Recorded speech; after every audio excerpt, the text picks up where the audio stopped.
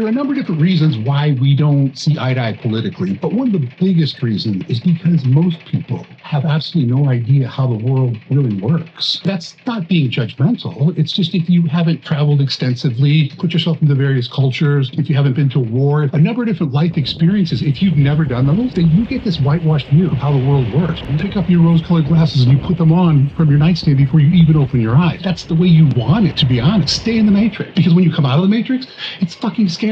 So ladies and gentlemen, keep your arms and legs inside the vehicle at all times. Let's go.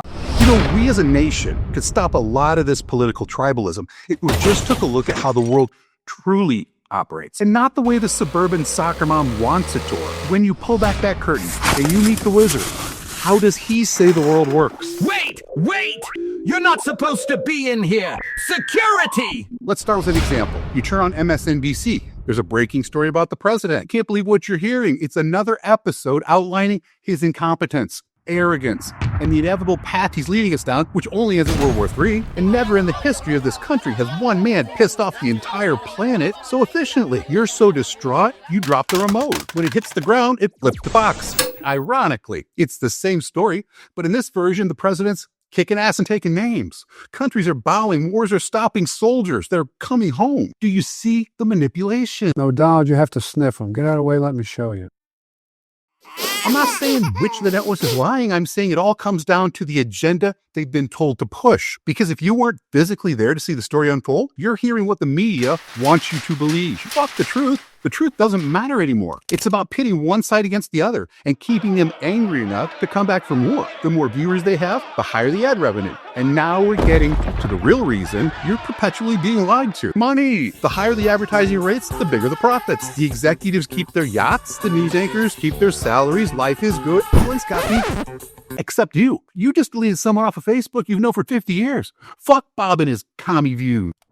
Why? Because we've all magically become world politics experts overnight? No. It's because Tom at XYZ News and that out-of-state tuition for his 6 kids, well, let's just say the mafia never disappeared. They just relocated their extortion business to higher education. I want to make him an offer he can't refuse. And before you start calling me a conspiracy theorist, let me ask you one question.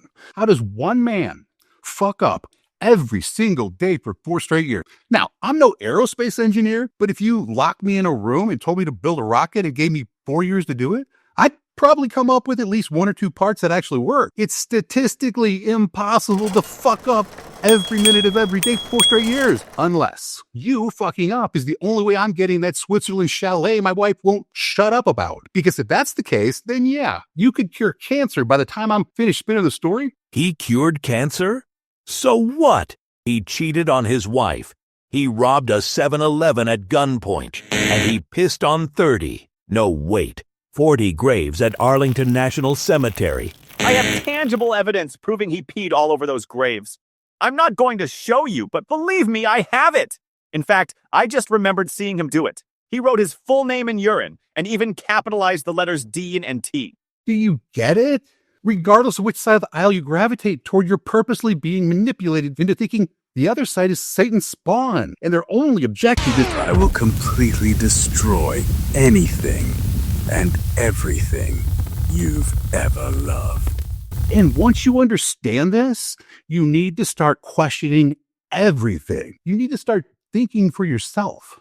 But let's keep going. Here's another question I'd like you to ask yourself. What makes you think he aligns with Russia and China? Maybe they're just formidable adversaries, and that demands a certain level of respect. Any of those 3, Russia, China, or the US, could wipe out the planet 100 times over. That kind of power naturally comes with mutual recognition, not admiration. You keep your friends close and your enemies closer. But there's a big difference between respect and allegiance. As for other nations, it could be France, Italy, Portugal, the UK. The list goes on. If any of them get pissed off at us, they need to take a step back and remember where they rank in the hierarchy of world power. This planet is a dangerous place, and there should be no confusion. The US prefers diplomacy, but if that fails, we are ready, able, and willing to turn entire countries into parking lots. Fuck the United States.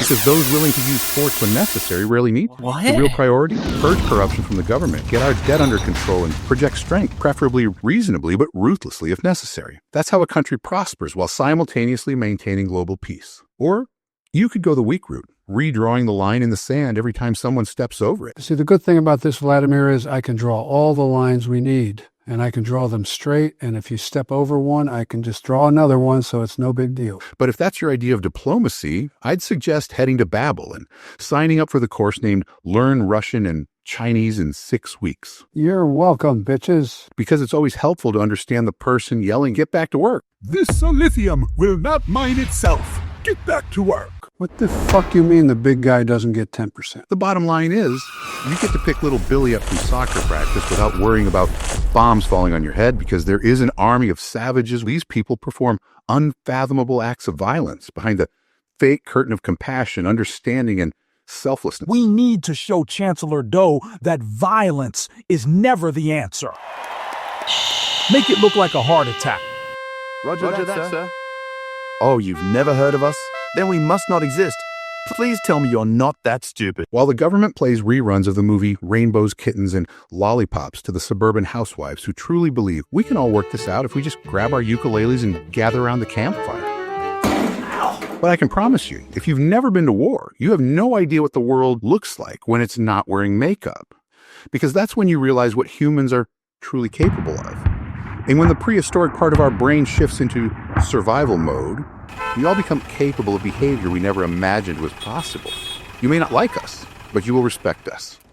And I hope you see the irony in the fact that it takes an exorbitant display of excessive force, tens of thousands of unadulterated savages, all of them well-trained killers, willing and able to destroy anything and everything that stands between them and their objectives, in order to truly have world peace. Because nothing short of this will keep nations from getting stupid and sneaking off the reservation. You don't have to like it, but he's got the job 3 more years. This has to be diplomatic. Instead of fighting him the whole time, maybe consider supporting America by hoping he succeeds. Because like it or not, the majority of voters put him there to do a specific job. And that job was to get us back on track financially, protect our borders, regain respect as the most powerful nation on the planet, and tear out the rooted corruption that allows someone who can't even pay their rent when they're elected to become a millionaire a few years later. Thank you, America. Now back to where I pretend the rich are the problem. Seriously? Do you know who I am, you pieces of shit? Fuck this. Nancy, need a favor. Because with the exception of maybe a couple of them, they're all a bunch of fucking criminals who need to be brought to justice. So in conclusion, cutting off a friendship over politics? That's ridiculous. That's childish. We all see the world through the lens of our own experience, but that doesn't make any of us universally right or wrong. It just makes us different. And I think we can all agree on one thing. Nobody wants kids in Africa to starve. The real divide starts when we ask how we fix it, while also trying to dig ourselves out of a $33 trillion prenatal deficit. Some say slash military spending. Others argue that doing so weakens us on the global stage. The debates, the variables, the solutions, they're endless. But here's the thing. We can disagree without being enemies. We can debate without being divided. Because if we really step back and think about it, there are probably a million things we do agree on. So God bless America. And no matter who's in the Oval Office, I'm going to be rooting for them, because tribalism and division make us weak. And at the end of the day, not one part of that bullshit makes any of our lives better.